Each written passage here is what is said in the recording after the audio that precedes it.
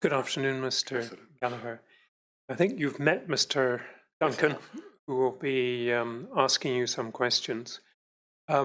If during the questioning you want to take a break at any stage, just give me the indication and we'll break whenever you wish.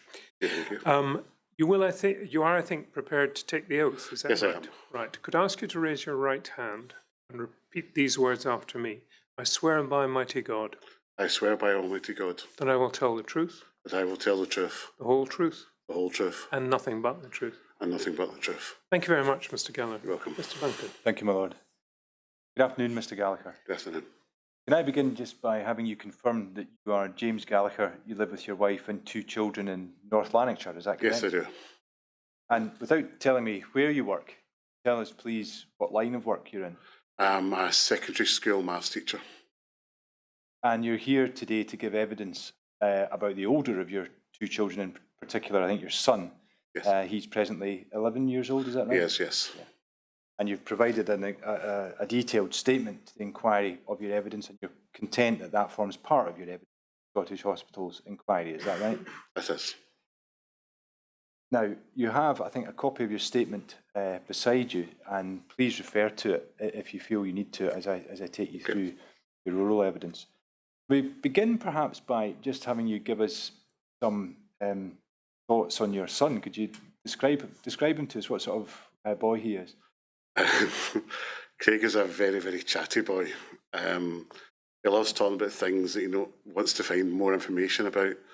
He's got a keen enjoyment of maths, sciences. He loves computers as well, and he can't get enough computer time if he's given the opportunity to. He's in P7 just now, is that right? Yes, he is. Yeah. Yeah, I think as far as talking is concerned, I think you described that as almost one of his hobbies, is that right? It's not far off it, yes. Yeah. Okay, shall we start to think then about his treatment and the history of his illness? What's your recollection of the events that led to his diagnosis? My recollection of the events is he complained about having a sore knee at his sister's 5th birthday party.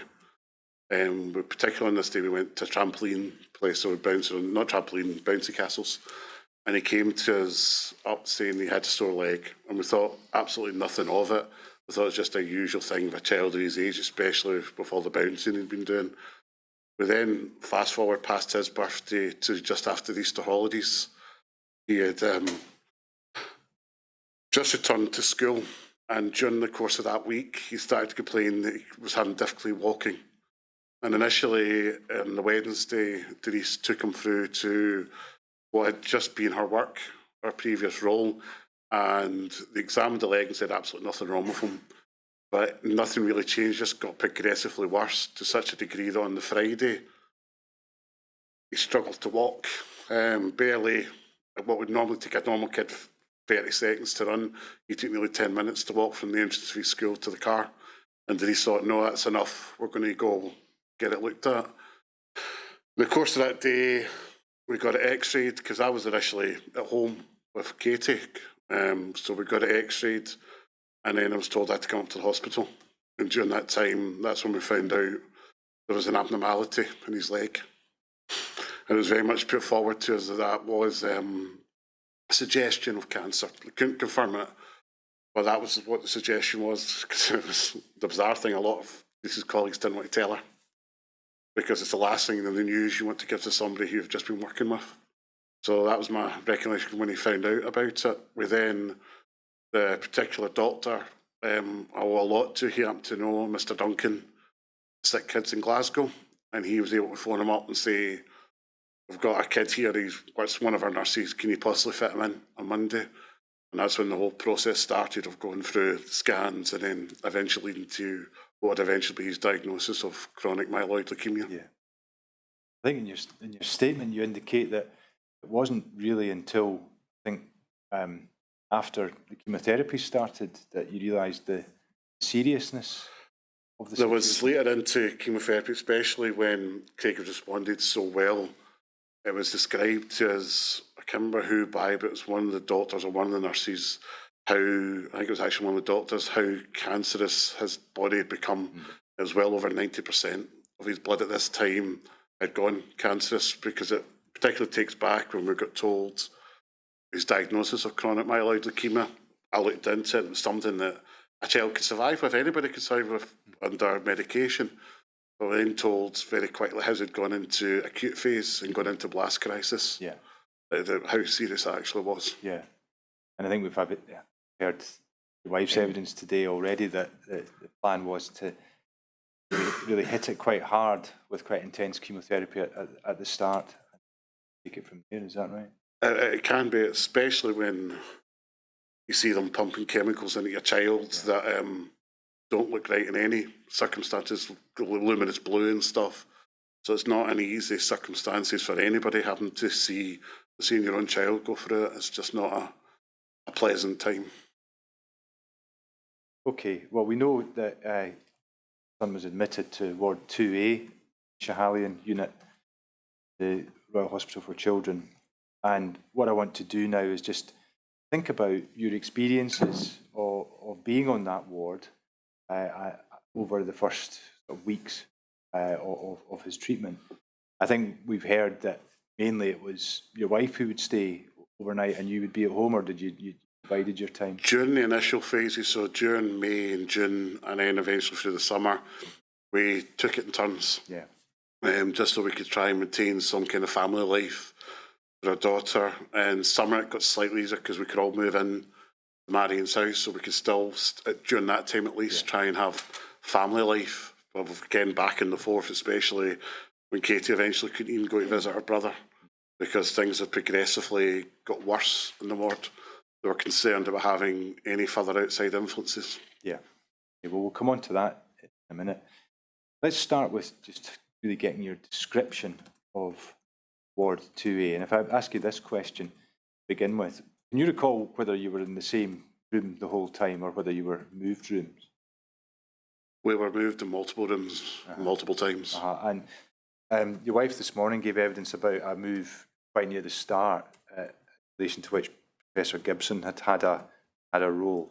But do you have a recollection of that? The initial move was when he had started his chemo and he'd reached a stage where he became neutropenic. So he was open to infection, and he got moved initially to another room before he went into isolation. And the professor wasn't very happy that he got moved that way. I think this was during the time when they were starting to talk about all the moves to do with the spraying that was going on in the ward. She wasn't happy that he got into a standard room. In her viewpoint, he should have been moved straight away into an isolation room because he had reached that stage of his treatment. Yeah. He was neutropenic at this point. Yes. And she wanted him in a room that was appropriate to that. Yeah, a room where he's not likely to catch any common illnesses that might be floating around. And did that mean that at that point he himself would be effectively remaining within that room the whole time? Yeah, the minute he went into that room, he couldn't leave the room. Yeah. It's only us who were permitted to leave. No, he couldn't leave the room at all. Well, that's maybe an appropriate point to start to think about aspects of the rooms that you describe. One of the things that you mention is the televisions. Do you have any recollection about whether they worked? They tended not to. The way it was put to us, when the televisions didn't work, if you were lucky, one of the auxiliaries who knew what he was doing with it could fix it. Otherwise, it'd be a long wait for some engineering company to come out and repair it, which, as Denise was saying to yourselves this morning, led to challenges trying to keep a boy distracted and try to find something to get him through what was a difficult time for him. Yeah, I mean, maybe implicit in what you've just said, but I mean, did the fact that there was an issue with the televisions impact upon your son's experience? Yeah, Craig likes to, as he'll still tell you today, wants to play his iPad with the television on in the background because he likes to be distracted. And so he would find a source of comfort from that. He'd be able to sit and watch a television and move back to his iPad or his game system at any time, and just it allows his day to go quicker. Otherwise, it's a very, very long day, and all it feels like you're doing is waking up and sleeping. And he had his iPad, is that right? Yes. And how easy was it to connect to the internet? It was next to appalling. It was next to impossible and appalling. Right. We had to actually go out and purchase our own mobile dongle to allow him any kind of internet access. The internet wasn't capable of supporting any kind of device. Now, I want to think about other aspects of the ward and in particular facilities. One thing that you mentioned is the parents' kitchen. And again, just thinking about your initial experience, was that something that you found was a useful resource?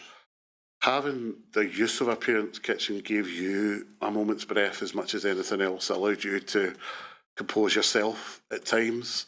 For Craig, it allowed us to get him cups of tea on a regular basis. He loves his tea, he loves his toast, he loves that kind of thing. And it was a chance to actually go out and get stuff for him and feel a little more, make him feel a little more normal, especially when he's stuck in isolation, to get him everything that he needed. So it had its uses for us, and it's at times I didn't talk to as many other parents. I know Denise found it a comfort at times to come out, because it was hard for us to be together and talk about things, because you were in front of Craig and Craig listens to absolutely everything, and he literally knows exactly what you're saying. He's not your normal child who can ignore you. You want to get involved in your conversation, so that's had its advantages. Were there any, again, thinking about the initial period, were there any limitations around its use or anything that restricted its use at all? I suppose one thing that restricted its use is the auxiliaries tended to use it as a meeting point for them. I don't know what facilities they had. I would assume not many if they were using the parents' kitchen. And as you went into that, you felt a little bit uncomfortable. It's like walking in the middle of a work chat that you know nothing about. You didn't know if they were chatting about you or chatting about other things, as normal people do. So that would tend to make you feel uncomfortable, and you want to quickly leave the facility and go back. So you would just use it when you needed to, and away you would go. Okay, so let's think then about facilities for the children. I think there was a playroom, is that right? Yes. Was that something that Craig wanted to use? The playroom was designed for children much younger than Craig. It was a proper playroom for like your toddlers to go to. Craig only really liked to go into it when nobody else was in it, because he enjoyed it just getting away from the confines of his room. But anytime anybody else tended to come into it, he tended to leave it, because it wasn't designed for him. It wasn't designed for his age group at all. It was just much younger. And he was too young, obviously, for the Teenage Cancer Trust. Yeah, he wasn't allowed to use that again, because you could say his age didn't allow him to use those facilities. Yeah, and was it your impression that this issue wasn't unique just to Craig, but other children of that age felt the same way?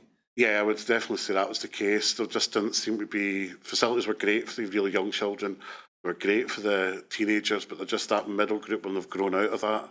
Do you indicate in your statement that your understanding is that the new Gahali and the Ward 2A, when it's reopened, is going to have a room for that? From the parents group and the information we've been given, they have taken much more time and consideration into this middle group of kids by actually creating them a proper space within the area, because again, I think that's them recognising their transition towards becoming teenagers. Yeah. And I think you indicate that there were some attempts to help your son by giving him things to do, and I think your wife has said this already today, that did the nurses give him something?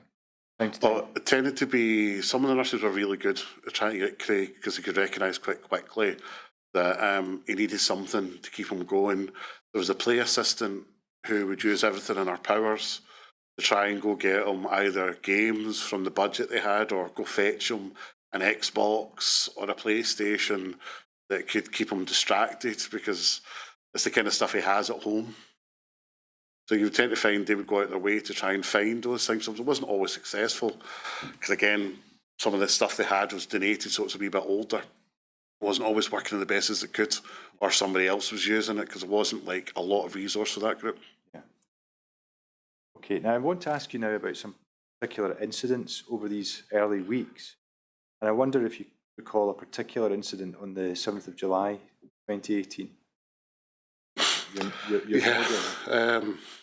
You described to us what happened, if you're able to do so. On the course of that day, as Denise said earlier on, it happens also to be my birthday. So in the course of that day, he was getting progressively irritable and iller. They kept pumping him through with all the different types of drugs they were giving him, trying to help control his temperatures, trying to reduce the shaking that I believe is properly called Riger. So try to reduce that down, try to combat it, and it was a difficult day because you see 1 minute your son's talking to you, next minute all he wants to do is curl up and sleep, and then as you look at his hands, obviously he was turning red all over, but the tips of his fingers were actually going blue. So as if all the circulation was trying to pull itself into the core of his body during that day. So it wasn't a great day for him, and watching him go through that was not an easy thing. Also, as the course of the day went, I vividly remember as Denise is telling him, we've got to stop this, this is not working, something's going really wrong here. The doctor and the nurse practitioner having what to me looked like a visible argument outside of the window, because the window looked onto the corridor. It seemed clear that he was more interested in doing the next antibiotic and then the next antibiotic. Well, she was obviously saying to him, no, we've got to stop. We've literally got to have a conversation here where we stop, follow mum's advice and see where we got to, because the current course of action wasn't working. And thankfully it did stop, and he did seem to come back to us again, because literally the way it worked in terms of rotation today, stayed for most of that night, came back to Marion's house, and I went over first thing in the morning because she actually came back because Katie was with us. So I went back across, and the professor arrived literally at 7, 8, very early in the morning. So it was literally first thing she appeared to say, this is what we're doing, we're stopping him, and we'll see how he recovers. And he did very quickly that following day. He recovered to be interested in his game systems again, because on the 7th, he didn't want to touch it. He wouldn't touch his iPad, he wouldn't touch his game system, he just wanted to curl up in the bed. And when you get to know Craig, that's not something he does. He doesn't do that. He always wants to play a game system. He always wants to go down something of this route. And that day, on the 7th, he just didn't. He really didn't want to eat. He didn't want to do anything. And by the 8th, middle of the day, he was eating again. He was sitting up. He was back in his computer game system because they'd stopped pumping him through with antibiotics. Yeah. And I think, as you've indicated, Professor Gibson was part of that discussion, and she agreed with that course of action. Yeah, she very much agreed with that, because that was the conversation she had with me the following morning. That said, we have made the decision to stop, give him antibiotics and see how he goes. And like I say, was the contrast between the two children was unbelievable. Yeah. You remember being given much explanation at the time as to what this reaction or what this presentation might have been caused by? They didn't. I don't remember them really ever going into great detail about why he caused it. I think it was one suggestion that a possibility he was allergic to one of the antibiotics, but again, he was getting pumped through with so much stuff at the time. I'm amazed they could have made that decision. But at the time, I was just happy that it was back to being more Craig. I think in your statement, it's paragraph 49 that you indicate maybe vancomycin that was suggested was the... It was suggested to us that he had an allergic reaction to vancomycin. Yeah. That was just a suggestion. Moving on a wee bit then, I think if we go on to think about August to September, and I think as we've heard today already, your son was discharged home for a few days at the start of August and then readmitted to continue treatment, is that right? And I think as we've all also heard today, there were other changes going on in your family at that point, is that right? Yes. Your daughter was starting school? She was starting primary school, and I was unfortunately having to return to work at that time. Yeah. And so how did, from that point on then, how did things work in terms of managing family? What would tend to happen is we were starting then more and more, especially as we're heading along that time, to work as two separate families. I would primarily be looking after Katie during the working week with support from my sister, my brother-in-law and my in-laws, that they would occasionally help me with childcare so I could continue to go to work. And at the weekends, we would swap, and I would spend the weekend as much as I could for basically like the Friday. I would typically finish at the middle of the day because of the nature of the authority I was working in. I would go through and take over from Denise from the Friday and the Saturday, Yeah. and she'd come back on the Sundays to just kind of have a bit of, so I could see Craig and be with Craig, and Denise could be with Kate. And would you her do son, overnights? my daughter. Oh, sorry, would you do overnights on the ward, or would you stay in Marion? As I'll tell you, I'm not the best person to be around overnight because my snoring is kind of off-put, to say the least. Right. So typically I would be with Craig as long as I could in the course of the day. And once he was finally asleep and settled, which is typically around 9:30, 10 o'clock at night, I would go home, or if we were able to, use Marion's house. Yeah. Do you have a recollection of, towards the end of August, your son developing some sort of issue with his stomach or his abdomen? He was having a grumbling with his stomach, as Denise would put it. He wasn't eating as much and wasn't enjoying food as much. He wasn't feeling great at times. That's when they were starting to think about if possibly his appendix, or Denise was suggesting it could be the appendix, of what the suggestion at the time was. And that's when we then got taken down the path of it is his appendix and we're going to remove his appendix, which again, during this whole process, most parents will tell you taking a child's appendix is a big operation for any child, for any family. But for us, it just became another thing to tick just so we can make sure he gets better. So it had its differences then. Yeah. What's your recollection of that? I remember him going into the hospital and into the general ward, third ward 3A, I think it's called, going into that ward to be told, right, we're going for his appendix. I remember him getting taken down to get his appendix, and one of his many operations, it feels like, again, and that has its own challenges with Craig, because you've got to talk him through it, and you've got to realise a child going down to any operation is scary. But he found it particularly scary. He wouldn't allow either one of us, whoever it was, to leave him until he was actually knocked out, because it really would scare him that much. So I remember him going down for this, and then coming back out of it, and they were saying, conversations we then had, that they didn't believe it was an appendix. They believed it looked too healthy when they took it out to be his appendix. And then very quickly I remember a conversation that was had regarding it's possibly his line. We believe there's a gram negative, I believe is the term, or positive, I can't remember which one it is.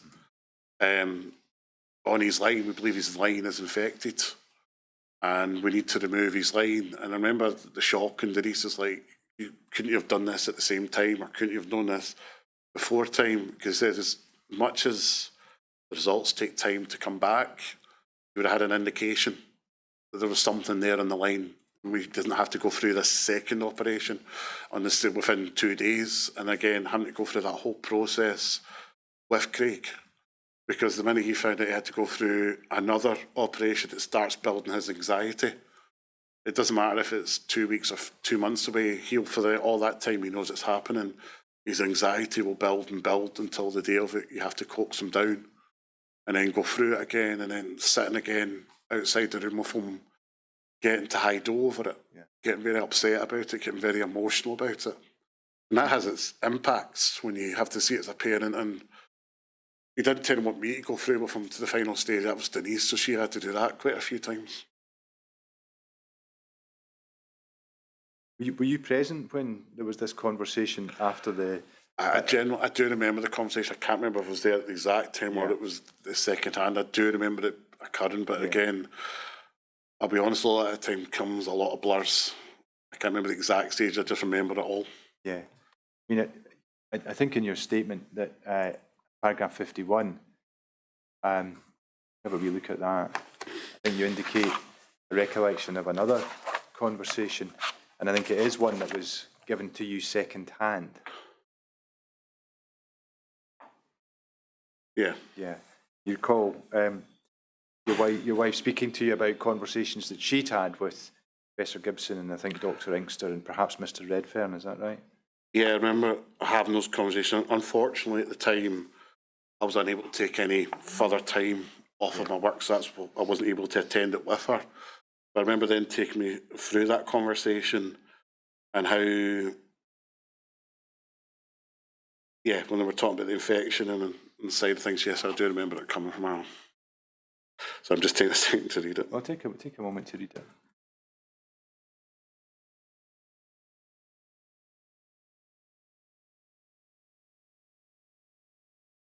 Yeah. So I remember having it, and her obviously had talking about the fact that, especially at that meeting, were suggesting the infection could have come from other sources rather than just the hospital. Because that was very much the shock, and again, having that, also speaking to my father-in-law about it, it was a shock that they were saying some of these things as well back to her. Yeah, I think we heard this morning that where there was more than one conversation in September 2018 with the same people. I mean, do you recall there being two separate conversations, or do you just have a kind of more general recollection? It's kind of a blur. I do remember the first conversation. I think I do remember the first one coming. I think it's just because I blur it between that time, because that was obviously the time as well when I had to phone the hospital, because obviously STV had announced on the news what was going on with Schiehallion, and nobody told us about it. At the particular time, we were talking about 6 families, was it, I think they were saying, and we happened to be one of the families involved in finding that information out on a television news, which directly involves your family, was, to me, felt like beyond a joke. Yeah, I'm going to ask you about that in a minute. Just staying though with what you were told by your wife about conversations or this conversation with Mr. Redfern and Dr. Inkster and Professor Gibson. Can you recall whether Mrs. Gallagher said there appeared to be an acceptance that it may have come from the hospital? I think I have a vague recognition of her actually saying there'd been an acceptance. I think that was around the first one. Right. It was then followed up by suggesting there was other sources that it could have come from as well in the second one. I think that's where she developed, wait a second, there's a bit of anger there, and that kind of why I understood the anger was coming, because she's been told on one hand, yeah, we accept it, and then she's told on the other hand, no, we don't. So they felt, again, this is where, again, the mistrust was building and what was being told to us by the hospital. What I was about to ask, what impact did these two instances of surgery have upon Craig's date for transplant? But as Mrs. Gallagher pointed out this morning, of course, there was a third surgery, which was a further line being put in. Is that right? And do you have a recollection that this pushed back the dates for? I do, and I remember the worry. I remember the worry at the time, because you have all these great things and feelings like, well, this is going to happen in September, and then you're getting told, oh no, it's going to happen here in October time, and then you feel saying, what's going on, what's happening? And the real worry the first time was, are we going to lose our donor? Because we're very much told at the time that it was a perfect match. I know Denise spoke this morning about it was a 10 out of 10. At the time, it was 9 out of 9 because they changed the criteria only later, and we were told it was a 10 out of 10 as well. It was that good a match. And we were just so lucky that our donor was willing to respond twice. Because obviously they've got to do their side, where they're from, to get the bone marrow over to us. And the fact that they're willing to put their life on hold twice was amazing for us. But it was the worry initially that we could lose our donor, we could lose our best chance of getting our son fit and healthy again. And then it started to bring back all the worries of, are we going to lose him? So it brought all those anxieties and all those feelings back. Yeah. Yeah, I mean, I think you described to us that, as did Mrs. Gallagher, that you discovered right at the start, more or less, that although your research has showed that CML is something that you can live with, Craig's was at a pretty advanced stage, is that right? The nature of Craig's is related to how his blood produced these white blood cells, and it was constantly creating mutation. And because of the nature of his, he couldn't go down what would have been the drug route that a lot of CML sufferers are able to do. Because of his constant mutation occurring, it would constantly bring the cancer back. There was no option to go down that route. So there had to be a transplant, is that it? Yeah, there had to be a transplant, he had to be given it. Yeah. And, I mean, how easy is it to find somebody who is a suitable donor? I believe it can be quite difficult, because you've got to be willing that people have put their blood onto the donor list, because initially they search the UK and a European list, so they're searching quite a wide spread, and you're talking millions of people who, across a continent, you hope are on the list, because by all accounts our donor does actually come from the continent rather than within the United Kingdom. So that was, I'd imagine, quite a challenge to find that. I think initially, by the time we was done, we were told there was a total of 300 possibilities, 50 good ones, but then there was this one very, very good one that they really wanted to go for when we were first told about it. So at the point where you're learning that the dates are being pushed back, how stressful was that? Immensely. Because you get yourself through the difficult stages at the start, you're told this is coming, you start to say there's a chance that by Christmas we'll be a family again. That was like our goal, by Christmas, to be together and celebrate it. So getting told the dates get pushed back and the periods of recovery that come with it adds constant stress onto us and constant worry. And you end up focusing on kind of how we're going to get Craig better. And there's that side here, and then there's the other side here that gets guilty because you're not thinking about your daughter. I'm not thinking about her needs because I'm so focused on his needs, and then that guilt builds on you as well. And then just being apart as two separate families puts all the emotional stress you can imagine. Now, I want to move on to something slightly different. This morning we heard some evidence from your wife about a conversation you had with one of the nurses about, really about one of the rooms, I think it was room 23 in particular. Was that a conversation that you witnessed any part of? I witnessed probably, I remember her being very, very upset in the room. Sorry, who being very upset? The nurse who was talking to Denise. Were you in the room when the conversation started? Not when it started. I think I must have been down at the shop getting something. So by the time I'd come back up to it, she was very upset and talking about the fact is how close Denise was to the truth and what was going on at the ward. Because obviously at this time we hadn't been detailed half the issues that were going on. It was kept as a very much a hush-hush thing. It was talked about in whispers, not openly talked to about parents. Because Denise also was having a conversation about rooms with her. In particular, one of the rooms that stopped getting used for a long period of time was one behind the nurses' station. Where the nurses' station was in Schiehallion, if you're looking at it, there's a room on the left, a room on the right. The room on the left stopped getting used altogether.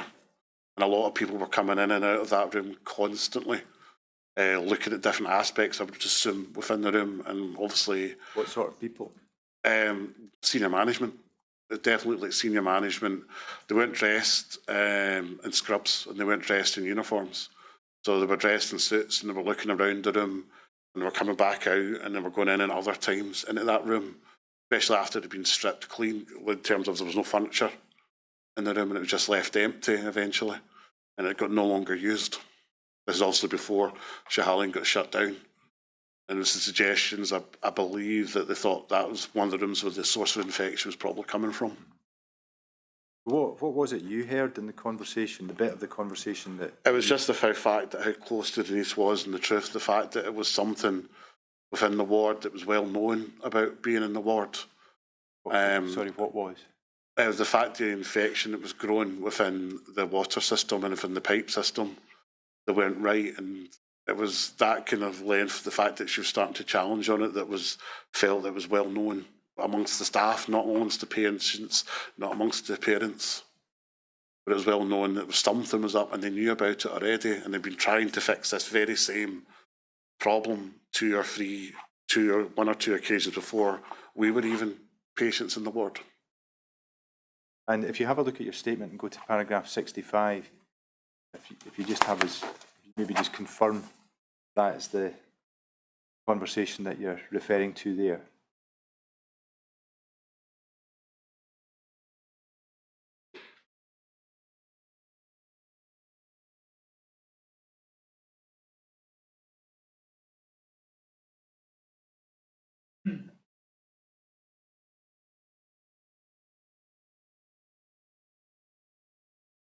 Yeah. Now, I want to move on to a slightly different topic and I'm going to ask you a bit about the move to Ward 6A, and I've got a few things I want to ask you about in relation to that. But before we get to that, and before we get to you finding out that Ward 2A was closing, was it your recollection that you started to see signs of things changing? It was more the amount of people that were coming in and out of the wards was more visible. There weren't medical staff. There was obviously people looking more at the ventilations, especially when the spraying initially started in the ward. There was people walking around looking at all the ventilation slots that walked down the main corridor.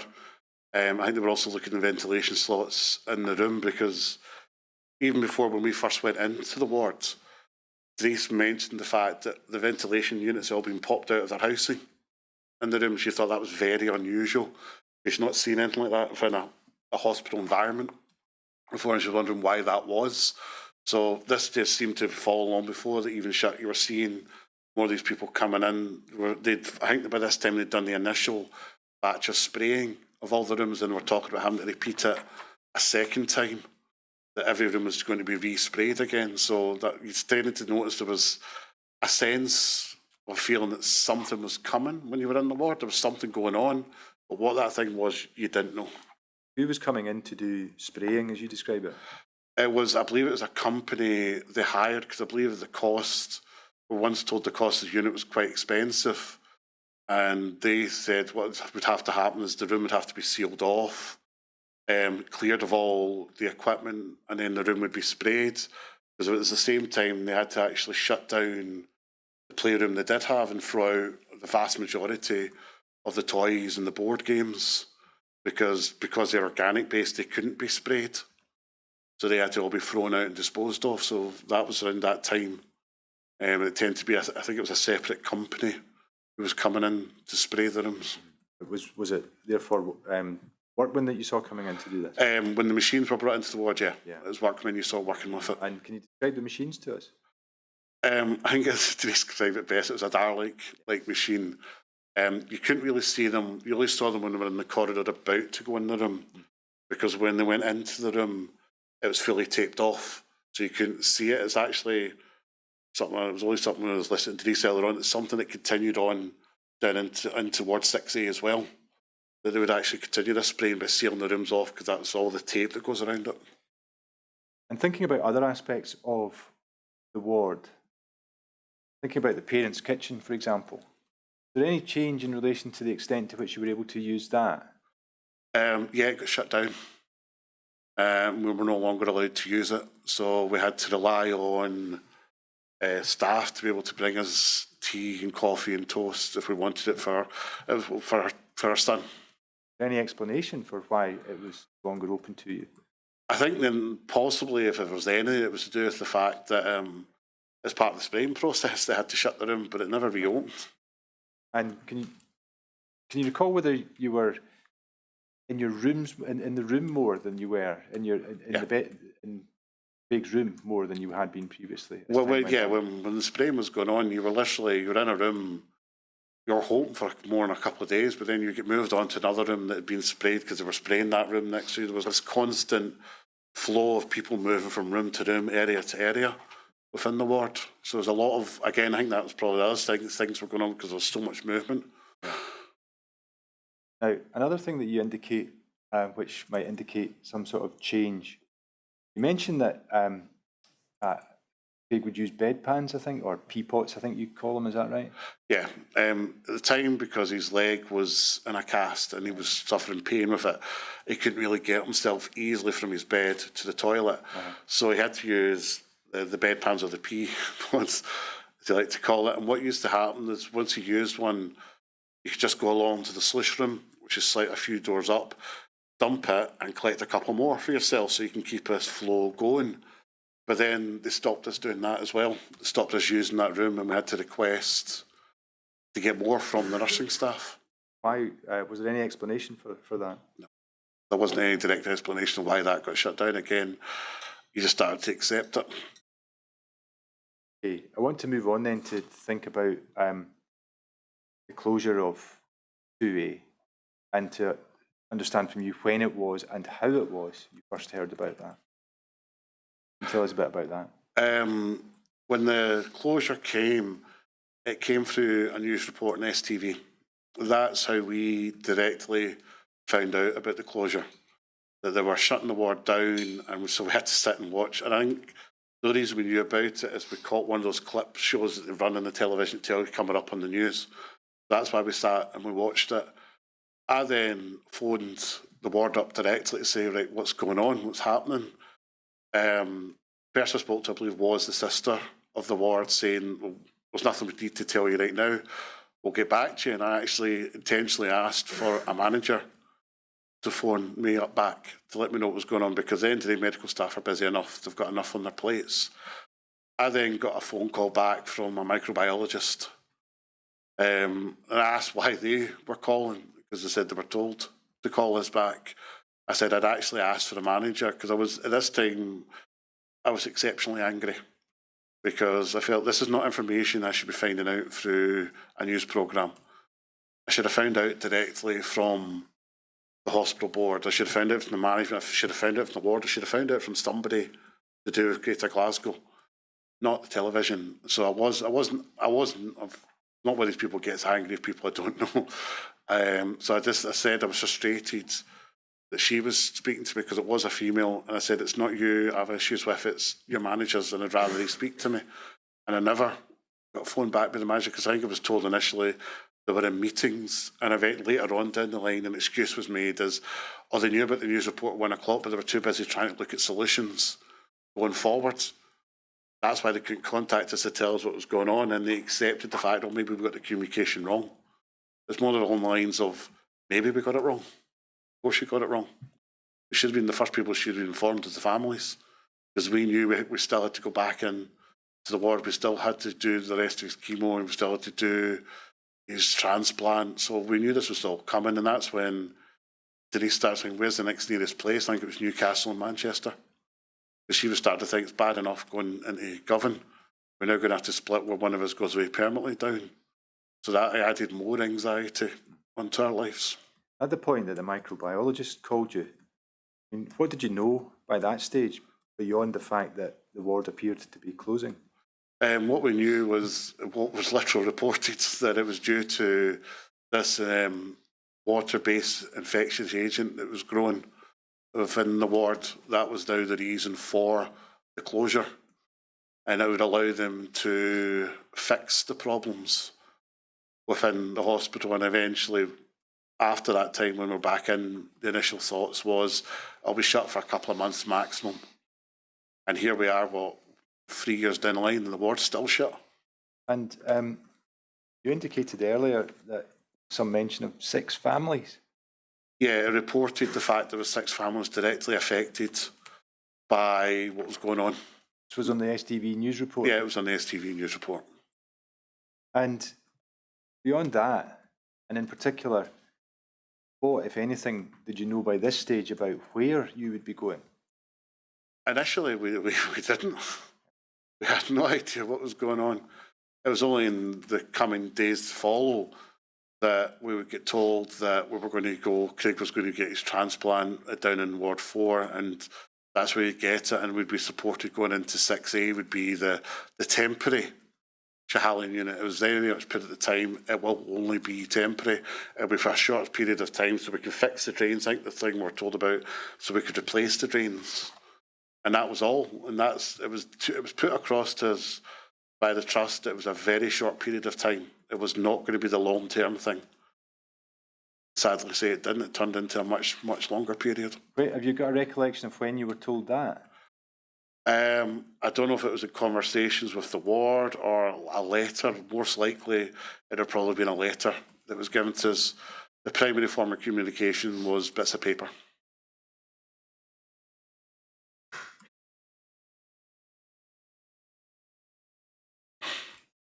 I want to ask you a bit about Ward 6A itself. You described the room you were in. Basic. Had a basic television, a bed, a chair. It didn't have any of the long-term amenities that Schiehallion had. I think then when you look at 6A, it looked more, it's designed for short-term usage, like any standard hospital ward. was only designed for you to be in a couple of days, and that was it. Well, Schiehallion was better set up. It had facilities for the children initially, obviously. Had the television, had seats so you could sit in the room, place you could put your stuff and store your stuff better. You had drawers, cupboards to put things into. Had a pull-down bed facility in the standard Schiehallion vars, rather than a pull-out bed thing that got wheeled into the room. What about the facilities on the ward as such? There was, at the time, there wasn't really anything at all. It was just a set of rooms with the daycare at the end of the ward. They then developed later on, much later on, past our treatment stage, when we were more going back to deal with Craig's spiking temperatures, they developed a kitchen. They created a kitchen facility within the ward, but at the time, there was nothing of that.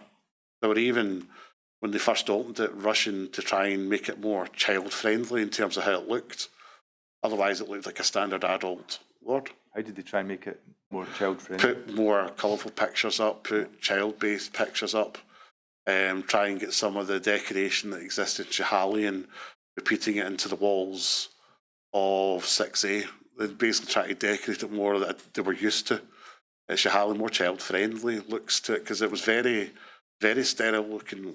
And was there any play area at all that you recall being on? There wasn't. The closest you got to a play area was some toys set up in the temporary daycare unit. There was no play area. The play leaders still came to the ward, is that right? Yeah, the play leaders, they still regularly visited the wards and tried to keep the children going as much as they could. And I think you indicate they were quite good at getting things for Craig, is that right? Yeah, they were the breath of fresh air for the children. They were very good. They always did their best by them.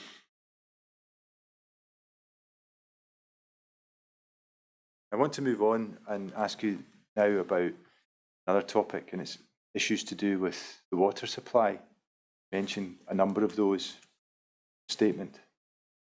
And for those who want references, it's round about paragraph 34 is where we are. I think you mentioned that you saw filters on the taps, is that right? Yes. Was that in both wards? I believe it would have been, yeah. I definitely saw them throughout Schiehallion, and I'm pretty sure they must have existed in 6A. I cannot, off the top of my head, if they weren't initially, they were in due course put into it. You mentioned that bottled water was provided for drinking. Again, was that on both wards?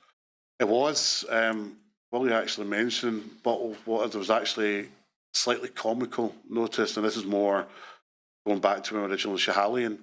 When you first go into isolation rooms outside in the outer room, there's a list of things you must do in preparation. One of the first lines it literally says is, do not drink from bottled water. Why does it say that?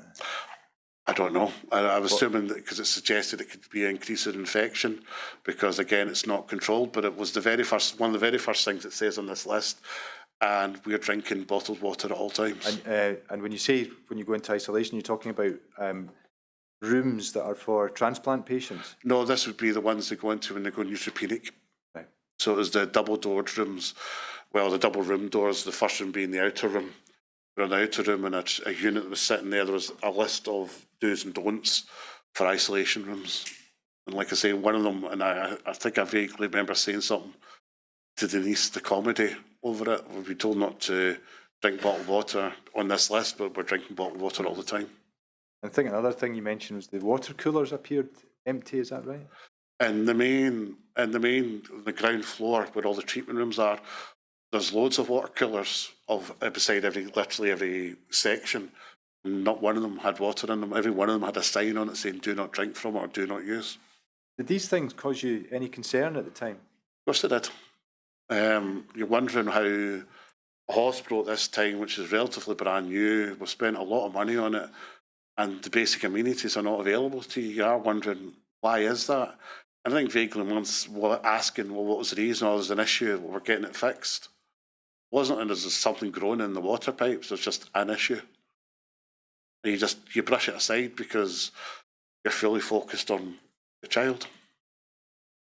How would you clean Craig? How was he washed? Oh, Denise would literally scrub him with an inch of her life. As much as the first filters and the taps, she would make sure at all times he was cleaned down every single day. And when I was taking care of that, it was my responsibility just as much as hers.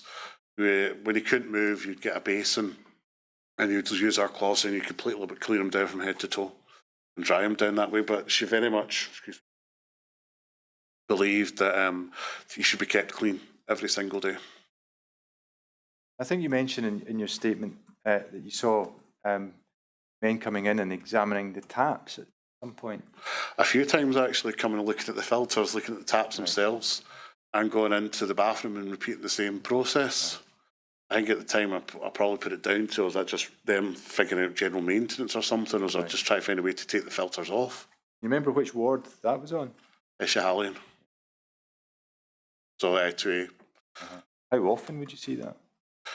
Relative enough that I remember it. So I wouldn't say it was every single day, but I would say at least you probably saw them once a week or something. You notice whether it was the same in all rooms, or whether there was a difference when it came to the isolation room? You didn't tend to see them in isolation rooms. It was more the general rooms you would see them in. Again, with the isolation rooms, you all have people bar ourselves that would come into those rooms with the doctors, the nurses and the cleaners. Now, going back to Ward 6A, and again just staying on these issues to do with water, I think you mentioned something about the bathroom, Ward 6A, at some point, or the toilet. You'll have to. But at some point, was there a sign not to use the bathroom or the toilet? Paragraph 33, your statement, if you have a wee look at that. What section was it, sorry? Paragraph 33. 33, thank you.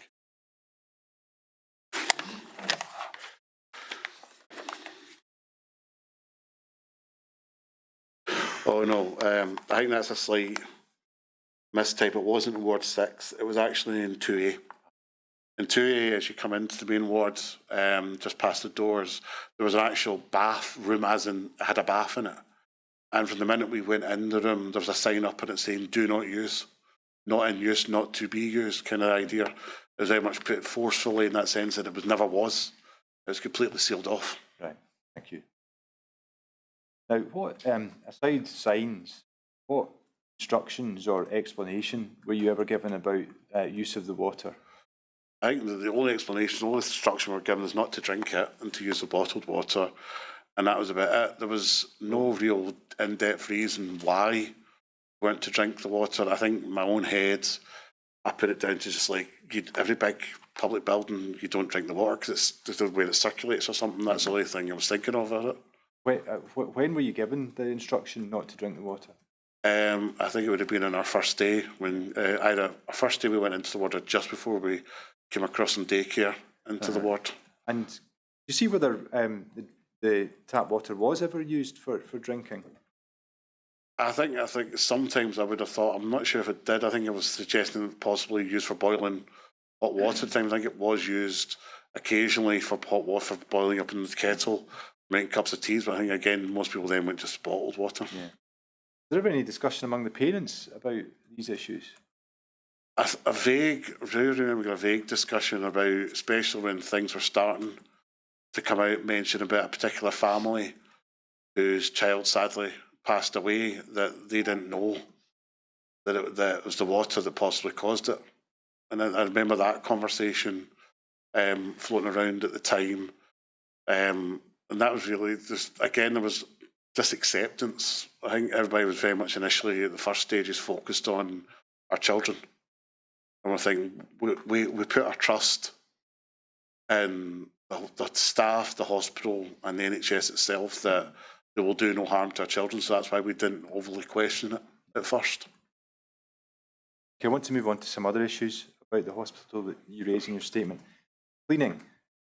What are your recollections of the approach to cleaning in the wards?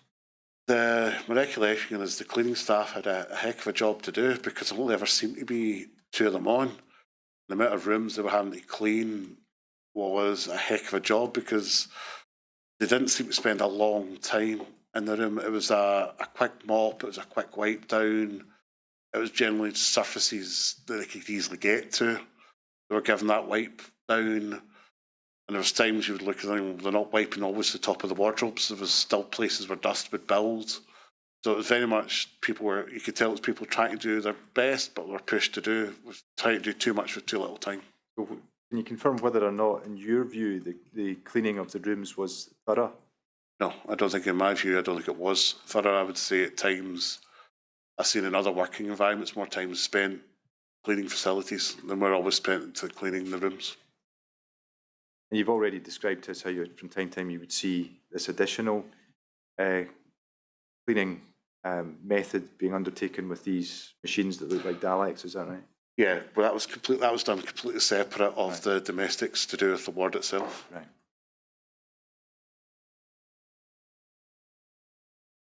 Were you ever aware of a smell in the hospital or near to the hospital?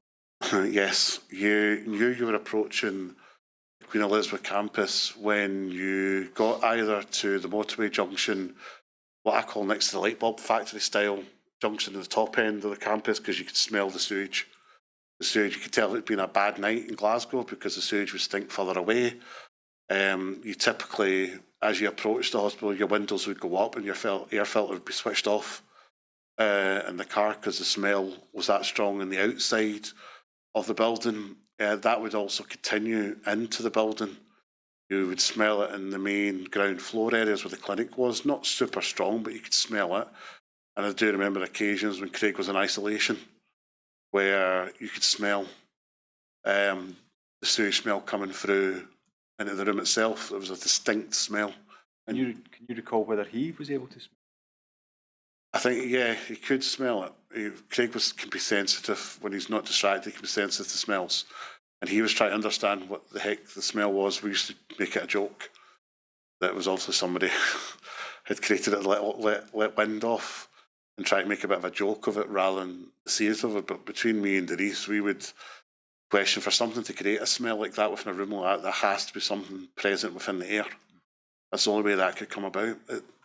Don't get me wrong, it didn't help that it was also one of the hottest summers Scotland experienced at the time, but it was distinct around the campus at all times. Now, moving on, I think we know that Craig was part of something called the Case Note Review, and your wife gave some evidence about that earlier today. Do you have any reflections on that process and what you drew from it? I think the distinctions that I got from that time was, we were told by the Case Note Review it was probable that Craig's infection had come from the hospital. And speaking as a teacher of maths, we obviously teach probability to our children when they come through to us. And when you're talking probable, you're talking beyond 50-50 and you're heading towards likely. You're not actually at that percentage level, but you are starting to talk in those kind of percentages. You're not talking anywhere near the unlikely or a 1 in 5 chance. You are over 50% and you're heading over 75% that the infection was there. So it suggested to me that it was a very good case that Craig had developed the infection within the ward, and that's them just purely talking statistical terms. It doesn't help that in his medical notes we're told clearly what Denise found, and when I do mean found is when you go through medical notes, they were sent to us in just big batches. There was no clear organisation to it. And I'm only glad my wife knows what she's looking for in terms of results and things, again, through her profession. That they said quite clearly he didn't get it. How they were able to back that up, I don't know, but they quite clearly said in his notes he didn't get it. And another group of experts is saying, no, actually, no, it's quite probable he did get it at the hospital. Now, did you also attend the meeting that your wife went to, at which Jean Freeman was present? Yes, I did. I attended the meeting with her at the Glasgow Central. What's your recollection of that meeting? It was a meeting that was probably done a wee bit for PR purposes, so the Health Minister could say, I've met with the families, because there was obviously a lot of anger in the room by this stage, because by this stage we obviously knew a lot more had been going on at the hospital, so there was anger in the room.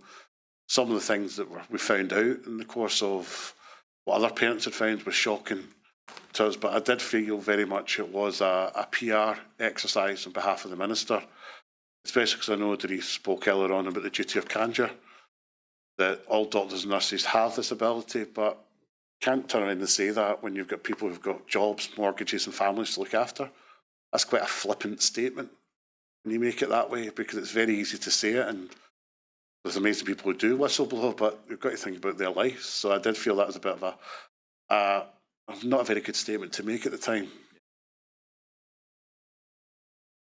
I want to move on now and think about the impacts of some of the things that you've described.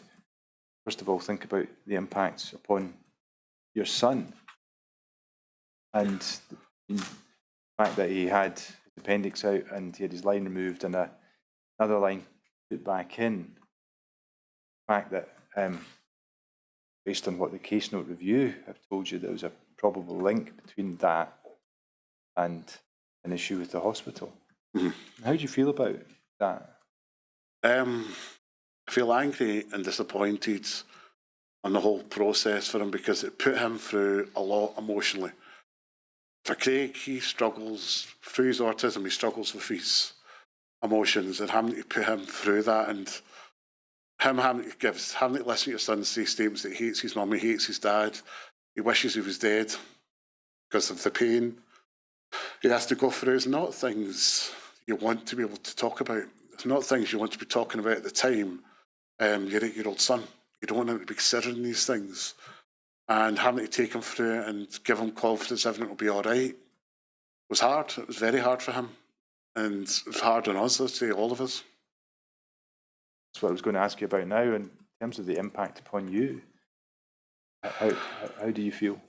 I'm just happy that he's healthy and he's safe. And I've buried a lot of these things in a box. The only reason I'm willing to go back to that is to stop everything like this ever happening again, because it affected us all. It's hard to... Cancer's hard enough to live by, and that's the challenge, but to have to live by being lied to, being taken down false paths, trying to find ways to solve the problems, is something I find very, very difficult to accept as an individual. I'm annoyed that my family's had to go through a lot of this, and their pain and their suffering has had to be extenuated, because that's what having to wait for his transplant and having to deal with the different operations and the effect it's had on Denise, the effect it's had on my daughter as well. It's hard to accept. But now I'm just happy that he's here with us. I want to move on now and just move to the conclusion of your evidence, Mr. Gallagher, and maybe just get your final concluding thoughts. And maybe just to help you a bit with that, I'll have you have another look at your statement, please, and have a look at paragraph 68.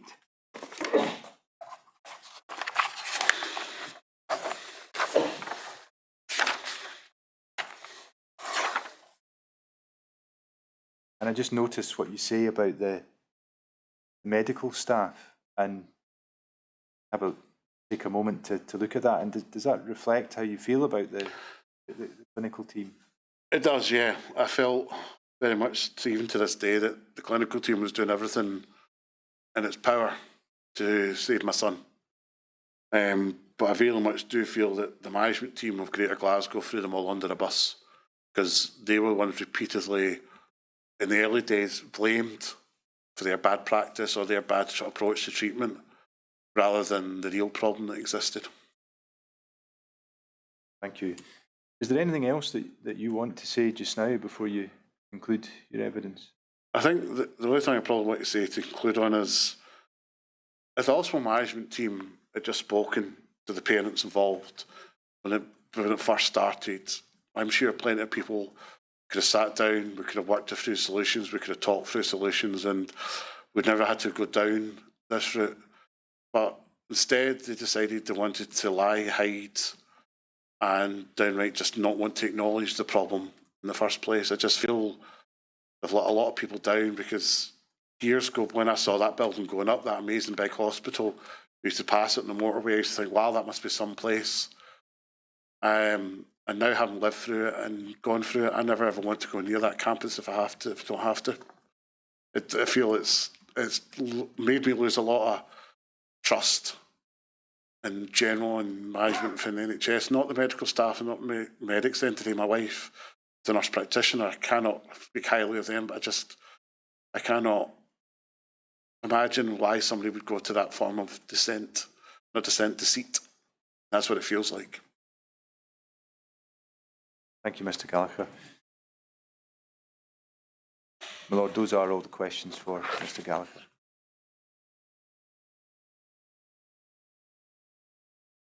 Mr. Mr. Gallagher, thank you very much. Thank you for providing us with your written statement. Thank you for answering questions this afternoon. That's the end of your evidence, and you're now free to go. Thank you.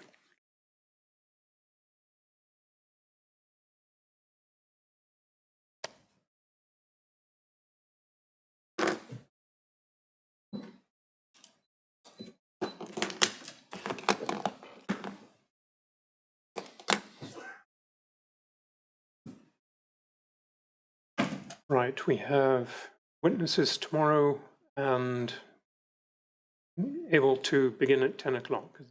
I think so, my lord. We have 2 witnesses tomorrow in what will be a closed session. Yeah. Well, we will adjourn until tomorrow at 10 o'clock.